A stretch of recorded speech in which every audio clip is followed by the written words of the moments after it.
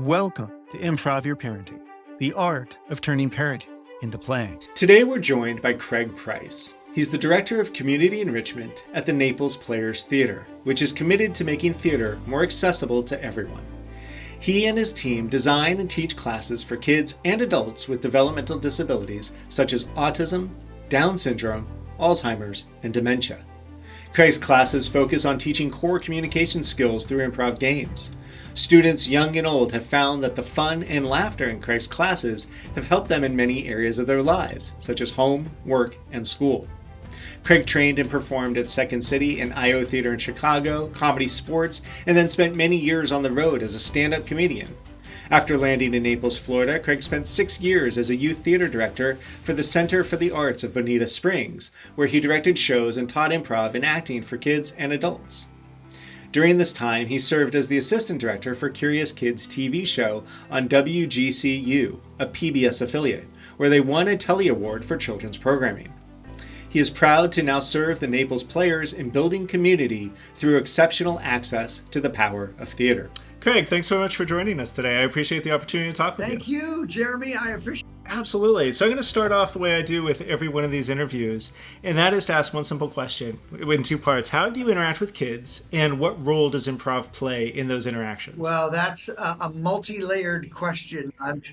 I started out doing many years ago for most of my adult life since college, long before I ever interacted with kids or had any desire to interact with kids. And then doing the Chicago improv scene in 89, 90, 91, kids and improv helping people was never a concern.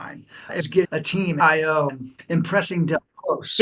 I wanted to make Del Close laugh. That was the only thing I could. But then, in life, as it wasn't until I finally got married, settled down here in Naples, Florida.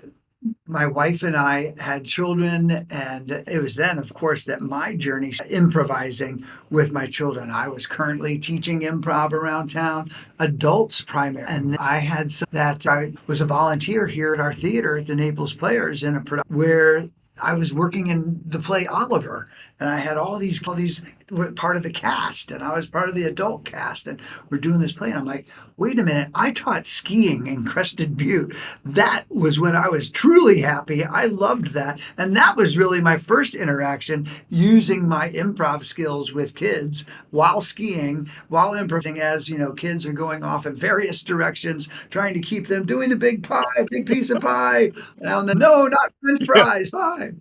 And I didn't realize it then, and now, much later in life, I was like, that is when I was truly happy. I loved that. So if I can combine my love for improv, my love of working with students, let's make that happen. So I started teaching kids, and then I had my own kids, and my journey began doing improv every day in my life and realizing, oh yeah, that's what I've been doing all along.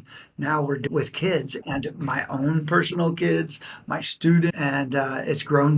Wow. What a cool journey, because it sounds like it started with the ski lessons in terms of safety. Don't do the French fries. You're going to go down the hill way too fast. Yeah. So do the pie. It launched from that into doing it with the actors and then doing it with your own family. Can you tell me how that maturation process worked in your head of, oh, this is useful.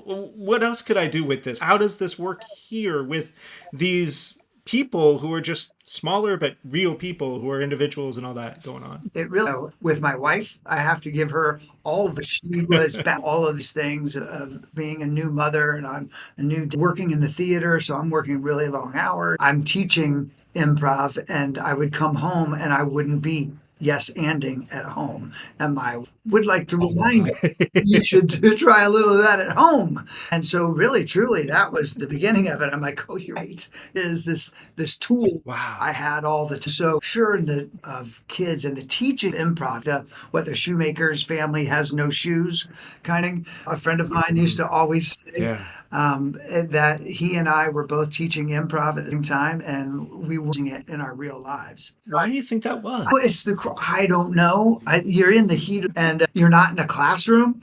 And so, and it's Yeah. no, that's not where I improvise. I improvise on stage, or I improvise in this classroom, these tools and these kids. But with my own kids, that was Oh, definitely improv at its finest. And once I realized that and said, okay, gosh, this is something that can help. And it can yeah. my personal, my work life. Then I started applying it to all the areas of my life. And Yeah. it starts to become a lot easier when you're using that muscle, right? Practicing it all the time. It definitely made it a lot easier. And luck was at that, raising our own children and having some learning issues early on in their childhood, that we took them to occupational, and the OTs are working with them and playing games with them, and they're doing some of these games, and my kids are learning, but they're playing games. And I'm like, that's improv Mhm. right there.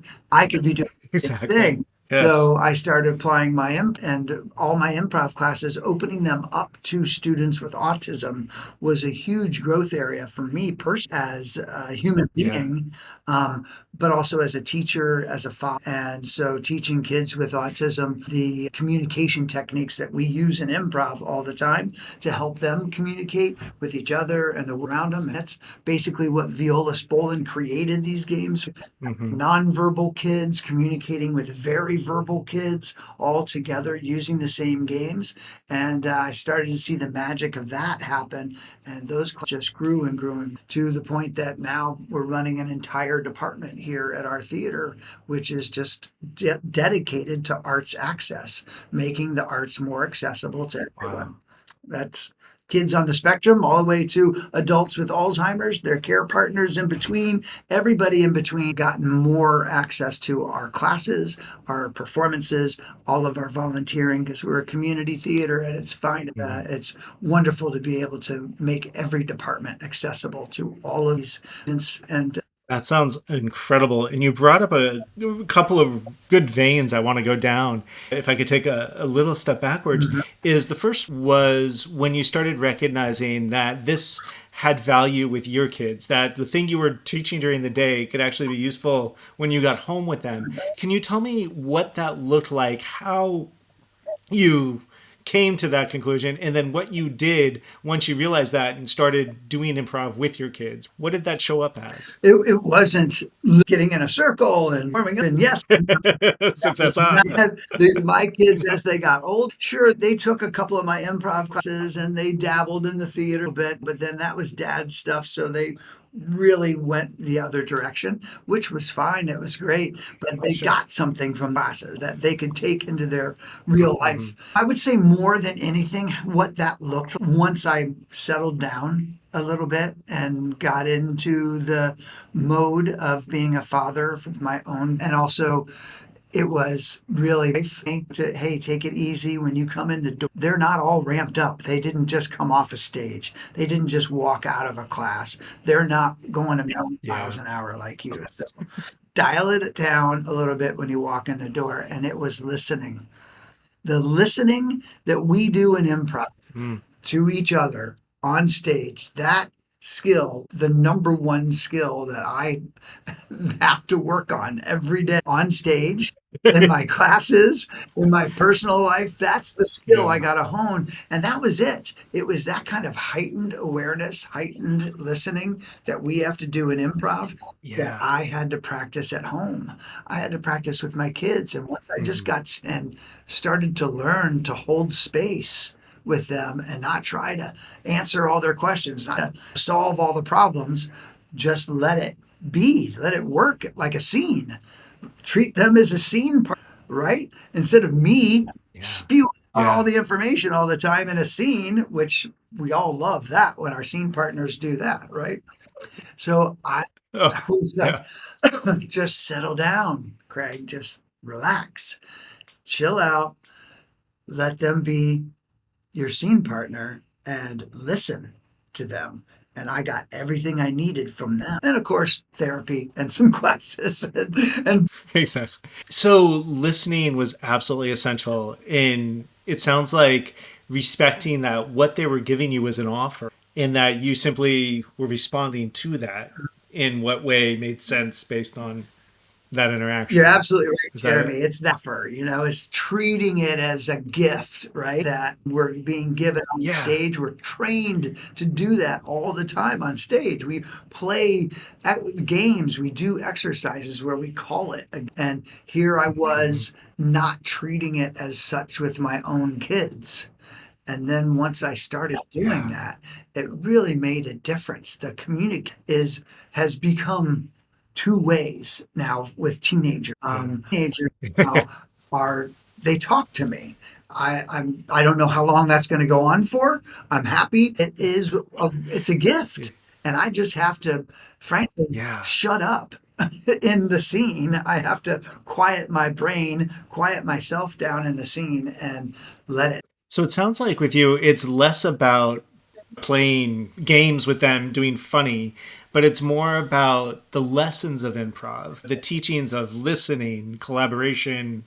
How do I build off of what you just gave me into something that neither one of us knew was going to be here, but yet is becoming our reality? Right. Is that more of the direction you think it's gone? That's absolutely direction. And that was it was hard. It was hard. I definitely, and it's hard every day not to run Yeah. and try to fix a problem when there's a homework meltdown going on. I have to just go in there and hold space. I got to groups like Bright and Quirky is an incredible organization that offers online class, not just for kids, Hmm. but for adults. And I consider myself a bright and quirky adult for sure. And I have bright and quirky kids, and it's been very helpful. And taking the lessons that they've, terming them like you just did, improv terms, where we're getting and receiving offers, giving and receiving offers, and trying to make ping pong match with my kids. And when it's happening, what can I do? What offer can I make to try to inspire that? Or maybe I can't. And Yeah. having to be okay with that, hey, look, this scene's over and I can walk off stage. I can tap out at this point. My wife can tap out, and Yeah. it's a long, Because it's a team affair. it's a big Yeah. long form, and just let it happen and be willing to get out when you are. Yeah. There's a little bit of humility in that is like I don't have to solve it. And honestly, I can't. In sort of accepting that it's okay for me to say this is where this ends right now and I need to do something else either for yourself or for the interaction between you and the kids. Yeah, you bring up a really good point there about doing something for yourself. That's the other end of things, Hmm. that I've found that approaching this interaction with my kid, my work with now not only kids with autism, but I've gone through that journey of being a care partner for both my stepmom and stepdad, Mm. affected by Alzheimer's, who have now passed on from that disease, and watching my mom and my dad go through that care partner journey with their loved ones. And watching me, a stepfather of Hmm. mine many years, 50 years, he was my stepfather. Mother, 30 years, she was my stepmother. Just these were people that were a part of my life. And so watching that care partner journey happen and then watching improv help that communicate helped me. And then I started teaching it to Yeah. other people and watching it, and it helps people. Who brought up a really good point earlier about taking care of myself. My wife Hmm. does it through meditation, yoga, and other things. And I was realizing that actually so much of this improv is lowering my stress. And now, if I just lower my stress Mm. a bit more by working out or meditating too and taking care of myself, that I was the communication style of improvisation, helping people, care partners with kids with autism and care partners of caring for their loved ones with brain change. It lowered the in both those care partner Yeah. journeys.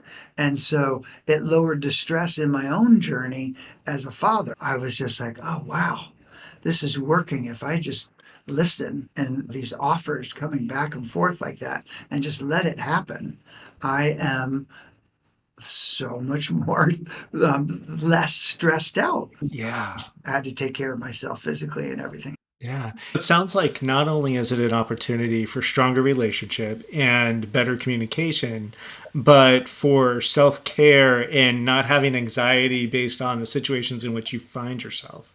Yeah, absolutely. That the mental aspect Mhm. has been so helpful. And I'm now 59 years old, Yeah. so I didn't get this stuff really early. I was Yeah. not talking about mental health in my son. So Nobody does. Yeah. but I see kids talking about it now, and I'm like, that's great. That's great. Oh, that's great. So it's wonderful that's happening now. People are getting it early. But Yeah. it was turning, fourth, started the light bulb off. Absolutely. But then all the Mhm. life happened. And so that ramped up the stress, but that also offered me opportunities to relieve the stress and to grow I'm very lucky that I'm in. And so I want to dive into, you mentioned both neurodivergence and elder care in terms of Alzheimer's.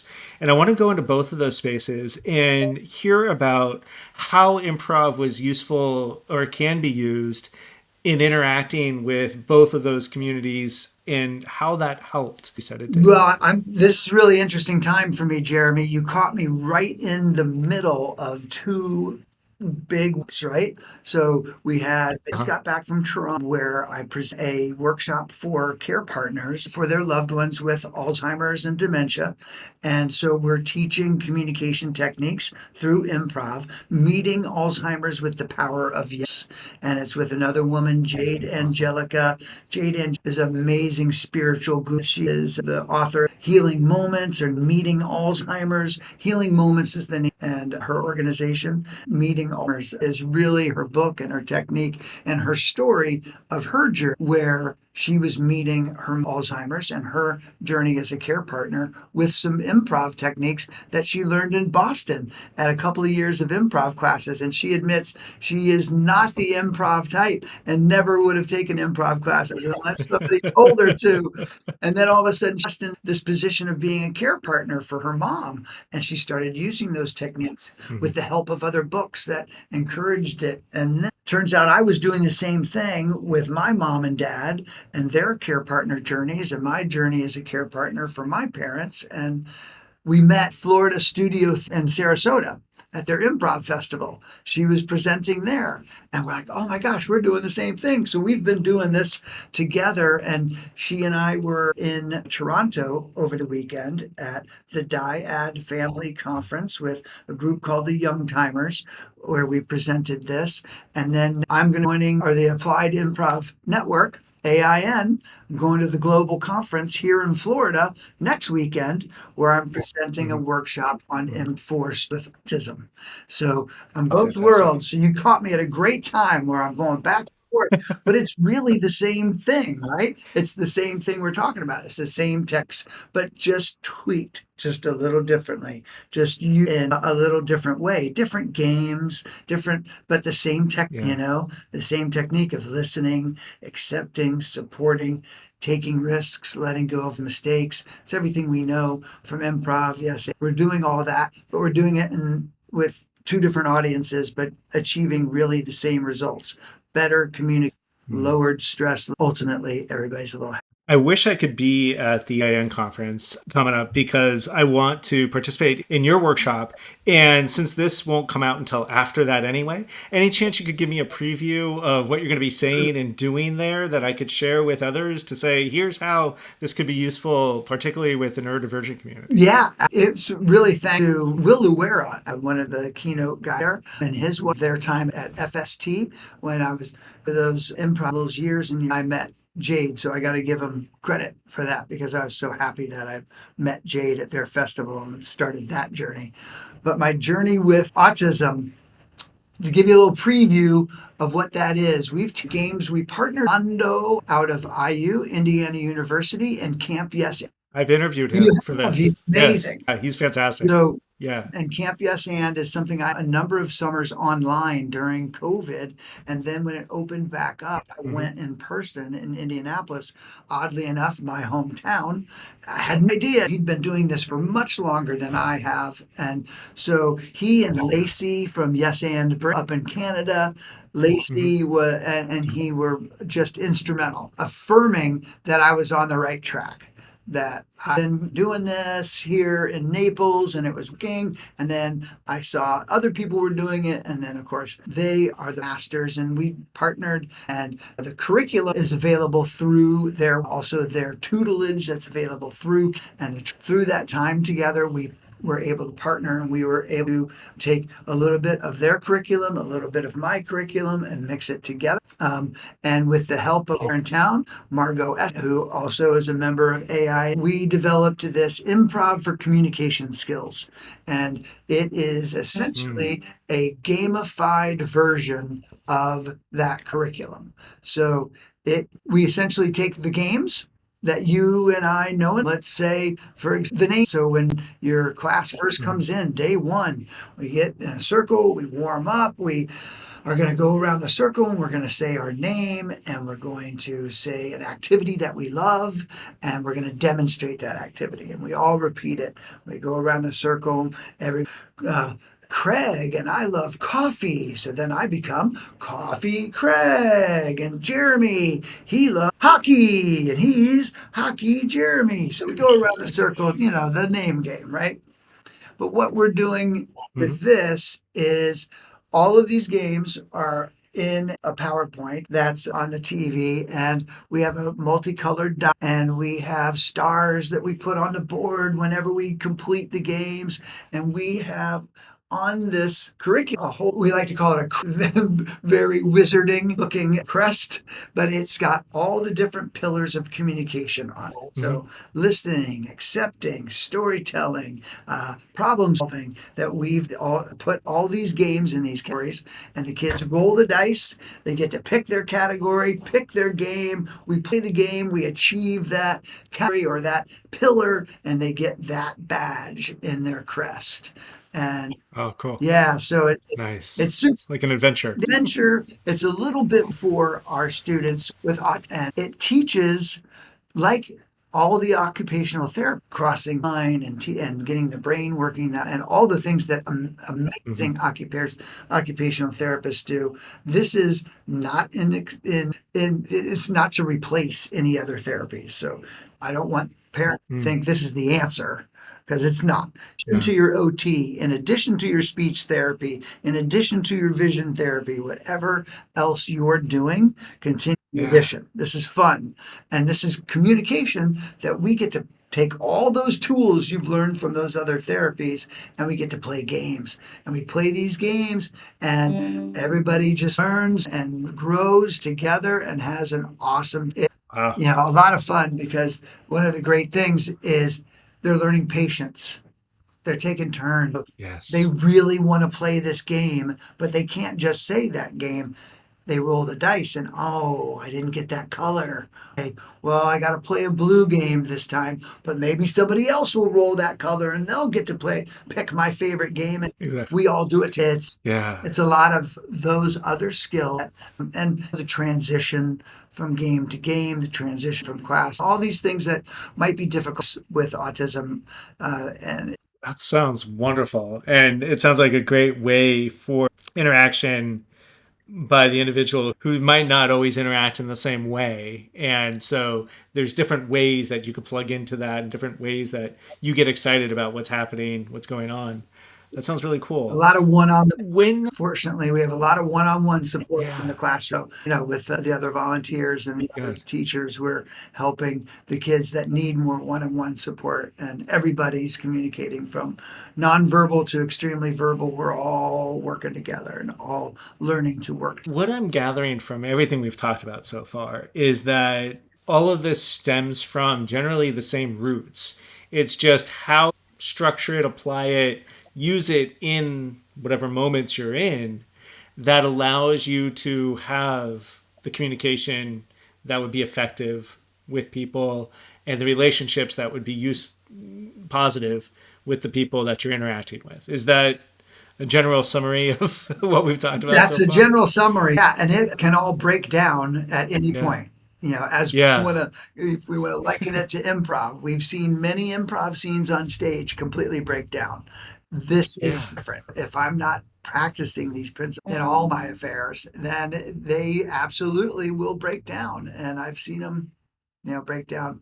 Yeah, I just have to do my best to listen, to support, to accept. And ultimately, when it does break down, I fall back on those tools, or I'm able to just to step out. And if we want to liken it to being on stage, somebody can call scene. Hopefully somebody saves me, right? My wife saves me, Yeah. or I just get out and don't do any more damage. One of the things that I think builds from that is the level of stakes that are involved, as in improv scenes, as in these kinds of interactions, whether it's your kids or kids in these workshops, is that the stakes aren't really high.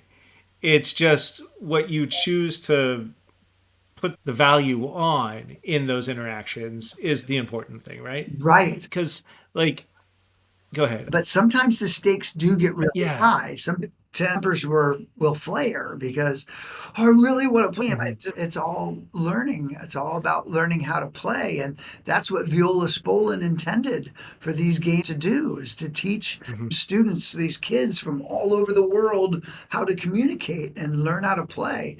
And now we've seen since COVID, we got to learn how to play again.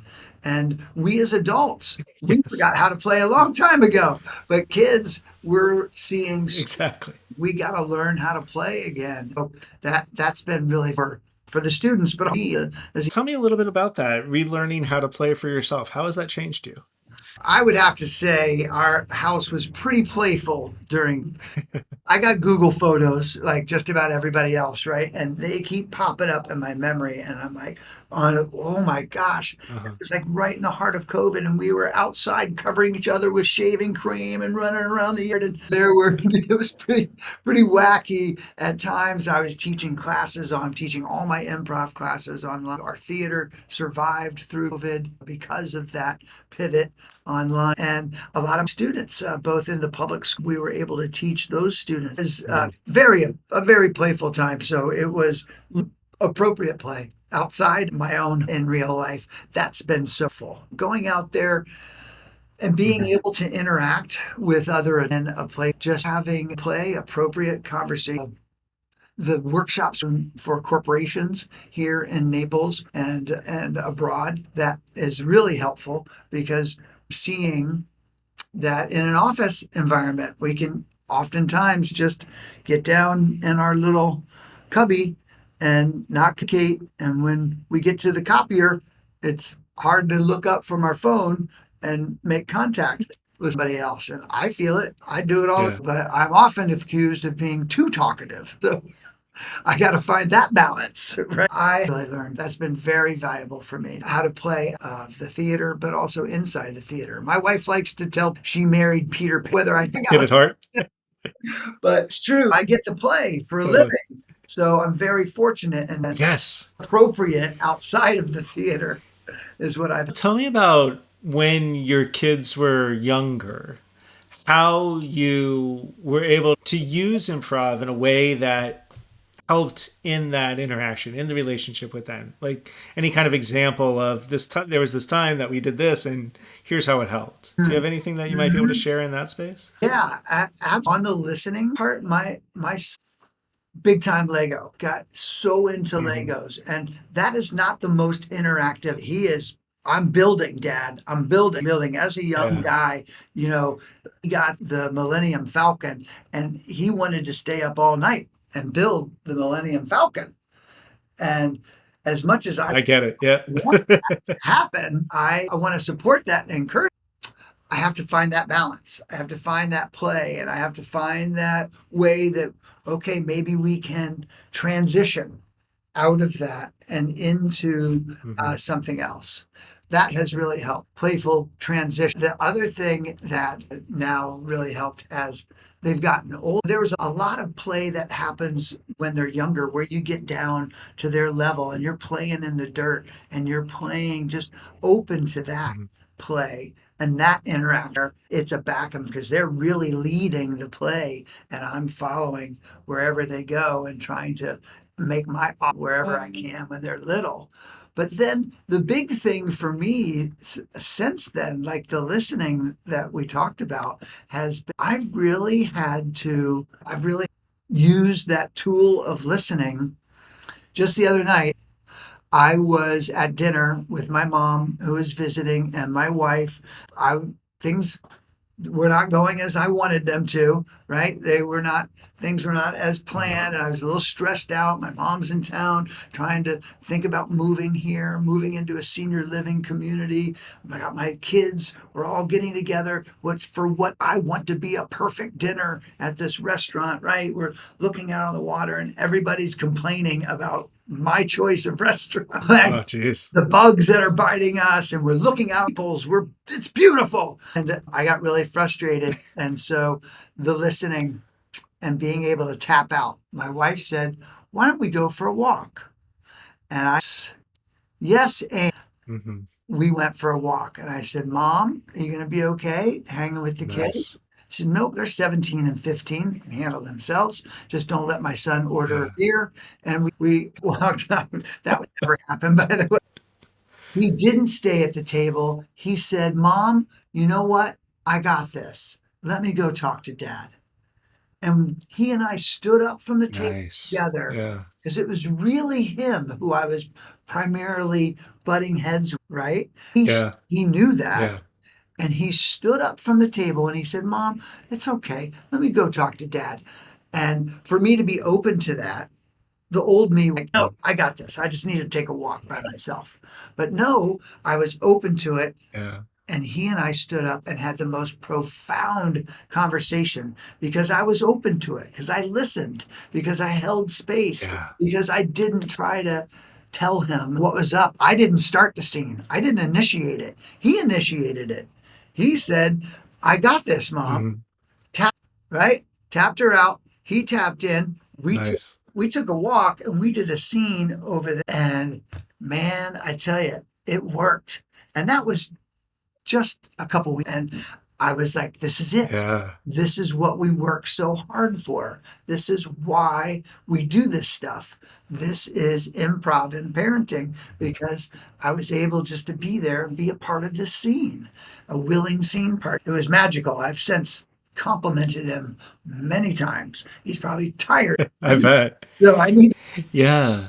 It strikes me with that is that he's taken that interaction with you over the many years that you've been doing it with him, and he's kind of turned it back around and said, "Well, I could do this too, and I'm going to now do it with you, Dad." So it's sort Yeah. of like student becomes teacher. Yeah, I had to be open to that. I had to be open to that moment and play Yeah, that character. He cast me in that role, like we're talking about doing all the time. absolutely. Our time is starting to run out. I want to ask one last question, if you will, and that is that if I was a new parent and I had no background in improv, what kind of guidance or advice would you be able to give me to say, no, you could still do this? And what would that look like? That's a tough one, but I run up against things similar to that all the time. Not so much talking to parents about using these techniques in their parenting, but talking to care for their children with autism or for their loved ones with Alzheimer's. Mm-hmm.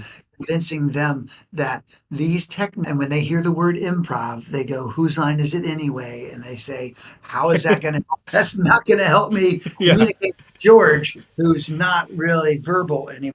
The thing to talk to parents about is fall. I have to get them to a class. And that's really the toughest thing is these workshops that I'm doing where I'm taking them out to as community enrichment director here at the Naples Players Theater. That's my job is to go out in the community and enrich it with these exercises. I have to take these workshops to people. And once I get them in that workshop and they play a couple of games, they go, "Oh, I get it." And we talk about it. We break it down after the exercise and we talk about, okay, how can we apply this in our real life? The biggest tool that improv has, the biggest gift that improv gives people is that it's a style of learning that isn't saying, "This is how you do it. Make sure you read this manual and this and you'll be fine." Right? We're teaching people to Yeah. interact in a different way by playing games. And that is the greatest way Yeah. to teach. Yeah. So sort of being open to the exploration rather than the rote approach. Mhm. to the interactions and to the learning that's going to take place from it. Yeah. Well, that is fantastic. So, Craig, I appreciate one, all you do, and two, the insights that you're willing to share from everything you've learned from all you do, because there's a lot here. Is there anything else you would like to share with folks based on these experiences, whether it's with kids, with the Alzheimer's patients, or just with the community, even bigger field, that you think might be helpful in this conversation? I think one of the things from going out into the community, whether it be here in Naples or abroad, and teaching these workshops, is that and the toughest thing, we have to call it creative communication for care partners or creative communication for parenting, instead of calling it improv, because people Yeah, it's immediately bristle. intimidating. And yeah, it's very dating and just of everything they know from would prevent them, I think, and often it shuts people down. And but it's Yeah. understandable. It's very understandable. It's only natural that it doesn't get everybody excited to jump up there on stage. From the improv community, we get it in the improv community for the most part. We get it that this stuff works. And so now taking it out to the general public and doing it in ways that we're not called improv and forcing people to be uncomfortable, asking them to work in a group. And we're all learning together and we're all on the same page. It's a Mhm. level playing field. We're not asking you to go up there, improvise a rap about parenting. That's not the goal here. That's not going to be helpful. Oftentimes start off my workshops with that. That's not what this is. I think what would have helped me as a parent, along with the breathing classes, along with the parenting classes, along with the birthing classes, I took a parenting improv class. Mhm. So when your kids are there, rather than role play things that are going to happen in the birth or in when your kid says this, that doesn't work for me. What works for me is let's play these games and then, oh, guess what we just learned, that was listening, that was supporting, that was accepting, and also let go of Yeah. mistakes. You're going to make mistakes as a dad. You're not, Yeah, it's right? perfect, right? Absolutely. It's just sort of these fundamental skills. Craig, thank you so much. I think this is great insight. It's wonderful. All the communities you're connecting to and being able to share what value there is from these abilities into all these communities and helping communication across the board. So thank you for all of that.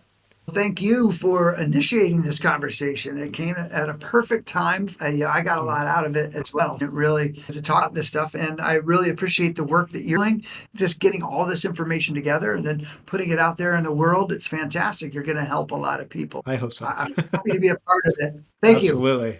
If you're interested in turning your parenting into play, check out the other videos at Improv Your Parenting's YouTube channel. And if you'd like to join our community, check us out on Improv Your Parenting at substack.com. Thank you.